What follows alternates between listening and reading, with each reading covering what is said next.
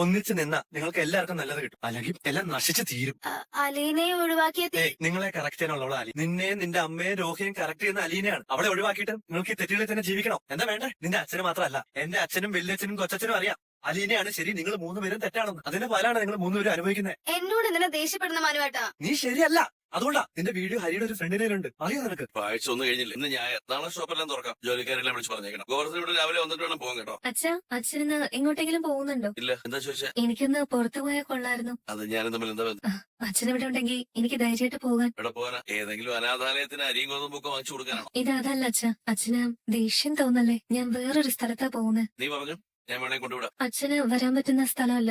അത് കൊള്ളാം, ladies only പ്ലേസാ. ആ കുട്ടിയുടെ അടുത്ത് പോകാൻ വേണ്ടിയാ. റേപ്പ് ചെയ്യപ്പെട്ട കുട്ടി ശരണ്യ. നീ എന്തിനാ അവളെ കാണാൻ പോകുന്നത്? ആ പെൺകുട്ടിയുടെ അവസ്ഥ അച്ഛൻ ആലോചിച്ചിട്ടുണ്ടോ? ജീവിക്കണമെന്ന് പോലും ആഗ്രഹം ഉണ്ടാവത്തില്ല. ഇതേ അനുഭവം ഉണ്ടായ പെൺകുട്ടികളെ ഞാൻ കണ്ടിട്ടുണ്ട്. എനിക്കറിയാം അവരുടെ മാനസികാവസ്ഥ. അവരെ ആശ്വസിപ്പിക്കാനും കൂടെ നിർത്താനും ഒക്കെ കുടുംബക്കാരുണ്ട്, ബന്ധുക്കൾ, പോലീസുണ്ട്, സംഘടനകളുണ്ട്, രാഷ്ട്രീയ പാർട്ടികളുണ്ട്, വനിതാ പ്രസ്ഥാനങ്ങളുണ്ട്. എല്ലാവരും ഒട്ടും ചെയ്തവർക്കാണ് ആരും. അച്ഛാ, അതങ്ങനെയല്ല. എല്ലാവരും ഉണ്ട് ആ കുട്ടിയുടെ കൂടെ. പക്ഷെ ധൈര്യം കൊടുക്കാൻ, എഴുന്നേപ്പിച്ച് കൂടെ നടത്താൻ, നിനക്കൊന്നും പറ്റിയിട്ടില്ല എന്ന് പറയാൻ ആരും ഉണ്ടാവത്തില്ല. അതൊക്കെ അവര് നോക്കട്ടെ, അവർക്ക് ആണുണ്ടല്ലോ. അവർ ഈ കേസിൽ വാദികളും നമ്മള് പ്രതികളുവാ. നമുക്ക് അവരെ താങ്ങേണ്ട ആവശ്യമുണ്ടോ? അച്ഛാ, ഞാൻ അവളുടെ കൂടെ. ഇപ്പുറത്ത് എന്റെ സഹോദരനായിരിക്കും എതിർകക്ഷി, പക്ഷെ ഞാൻ അവളുടെ കൂടെ തന്നെയാ. അച്ഛൻ അവരെ ശത്രുവായിട്ട് കാണരുത്. തെറ്റ് ചെയ്തത് അവരല്ലല്ലോ. നീ ചെന്നിട്ട് എന്ത് ചെയ്യാനാ? എനിക്ക് അവളെ ആശ്വസിപ്പിക്കാൻ സാധിക്കും. നീ അവിടെ ചെന്ന് എന്ത് പറയും? രോഹിത് ബാലചന്ദ്രന്റെ വീട്ടിൽ നിന്ന് വരികയാണ്. അവിടെ എന്തുമാത്രം ആളുകൾ ആ കുട്ടിയെ കാണാൻ ചെല്ലുന്നുണ്ടായിരിക്കും. ആ കൂട്ടത്തിൽ ഒരാളായിട്ട് ഞാനും ചെല്ലും. എനിക്കിതിൽ അഭിപ്രായം പറയാനൊന്നുമില്ല. അച്ഛന് ഇഷ്ടമല്ലാന്ന് എനിക്ക് മനസ്സിലായി. പോകാനുള്ള സമ്മതം മാത്രം തന്നാ മതി. നീ തനിച്ചു പോകാൻ? എനിക്ക് ഒറ്റയ്ക്ക് പോകാനേ പറ്റത്തുള്ളൂ. പോയിട്ട് വാ. അവിടെ ചെന്നിട്ട് ഇവിടുത്തെ അംഗമാണെന്നൊന്നും പറയരുത്. ഞാനൊന്നും പറയുന്നില്ല. പോരെ. ആ ലീന, നീ എപ്പോഴാ പോകുന്നത്? ഉടനെ പോവാന്നാ വിചാരിച്ചേ. ഉച്ചയ്ക്ക് മുമ്പ് തിരിച്ചു വരാലോ. ഹോസ്പിറ്റലിലോട്ടല്ലേ നീ പോകുന്നു? ആ കുട്ടിയെ ഹോസ്പിറ്റലിൽ നിന്ന് വിട്ടു. ഇപ്പൊ വീട്ടില്. പത്രത്തിലുണ്ടായിരുന്നല്ലോ വാർത്ത. വീടറിയോ? ഞാൻ ഏതെങ്കിലും ഓട്ടോ ഡ്രൈവറോട് ചോദിച്ചു പോയിക്കോളാം. കണ്ണാടിപ്പറമ്പ് കോളനിന്നോ മറ്റാണ് ആ സ്ഥലത്തിന്റെ പേര്. അതെ, ഇവിടെ എവിടെയാ ശരണ്യ എന്ന പെൺകുട്ടിയുടെ വീട്? കുന്നത്തുപറമ്പ് പ്രഭാകരന്റെ മകൾ ശരണ്യാണോ? ആ അതെ. അതിനെയല്ലേ കുറെ ആമ്പിള്ളേര് റബ്ബർ തോട്ടത്തിലെ വീട്ടിൽ കൊണ്ടുപോയി നശിപ്പിച്ചത്. അങ്ങോട്ടുള്ള വഴി പറഞ്ഞു തരൂ. എവിടുന്ന് വരുവാ? ഞാൻ കുറച്ച് ദൂരേന്ന്. അവിടെ കാണുന്ന പാലം കയറി പോകാനാണെങ്കിൽ 5 മിനിറ്റ്, ഓട്ടോ പിടിച്ചു പോകാനാണെങ്കിൽ 2-3 കിലോമീറ്റർ. Thank you. ഇവളെന്തിനാ ഇപ്പൊ പത്രക്കാരിയാണോ? എവിടെയോ?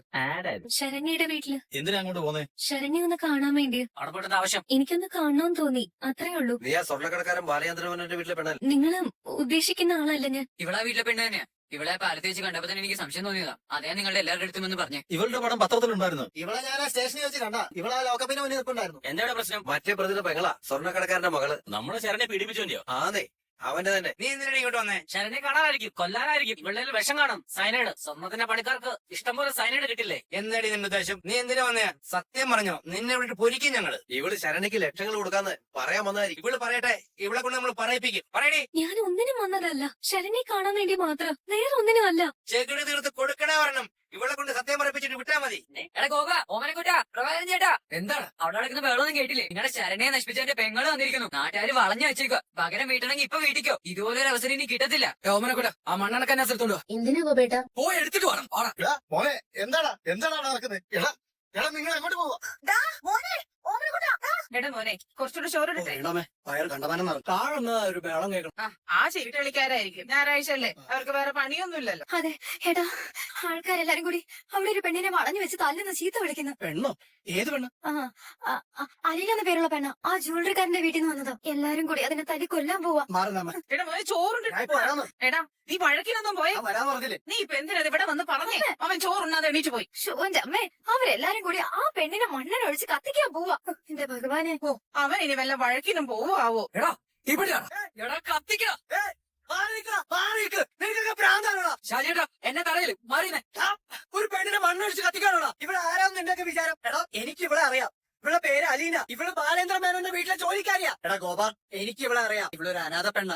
അവിടെ ജോലിക്കായിട്ട് വന്നാ. എടാ, ഇവള് ജോലി ചെയ്തുകൊണ്ടാക്കുന്ന പൈസയും കൊണ്ട് അരി സാധനങ്ങളും വാങ്ങിച്ച് ഓരോ അനാഥാലയത്തിൽ കൊണ്ടു കൊടുക്കുന്നത് എന്റെ ഓട്ടോല. എടാ, നാളല്ലല്ലോ നിനക്ക്. ഒരു പെണ്ണിന്റെ മണ്ണൊഴിച്ച് കത്തിക്കുന്നു. എവിടത്തെ ന്യായടാ? ഇവിടെ കൊന്നിട്ട് നീയൊക്കെ എത്ര വർഷം ജയിലിൽ കിടക്കുന്ന അറിയോ? കൊല്ലാൻ നടക്കുന്നു. വാഗോച്ച്, നീ എന്നാത്തിനെ ഇങ്ങോട്ട് വന്നു? വല്ല കാര്യം എന്റെ വീട്ടിലോട്ട് വാ. അമ്മതേ അവരെത്തി. എടേ, ആ കുളിമുറി ഒന്ന് കാണിച്ചു കൊടുക്കും. അടിമുടി മണ്ണെണ്ണൊഴിച്ച് കുതിർത്ത് നിർത്തിക്കുക.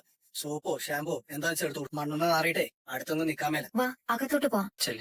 ആ പിന്നെ മാറാനുള്ള ഡ്രസ്സും കൂടി കൊടുത്തേക്ക്. ചുരിദാറോ പാവാടോ എന്നാ വെച്ചെടുത്തു കൊടുക്കും. ആ ശരി. ഞാൻ നേരെ ഓടിച്ചെന്നില്ലായിരുന്നെങ്കിൽ മരങ്ങ് കത്തിച്ചേനെ. എന്നാലും എന്നാ ധൈര്യത്തിലാടാ നീ പോയത്?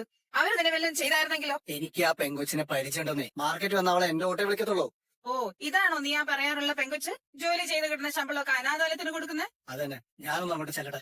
ആ ഗോപനൊന്ന് കൊടുത്തായിരുന്നു, ഞാനൊന്ന് സമാധാനം പറഞ്ഞിട്ട് വരാം. ഇത് എന്റെ ചുരിദാറാ, മിക്കവാറും പാകമായിരിക്കും. ഇട്ടിട്ട് പാകമില്ലെങ്കിൽ പറഞ്ഞാ മതി, നമുക്ക് വേറെ നോക്കാം.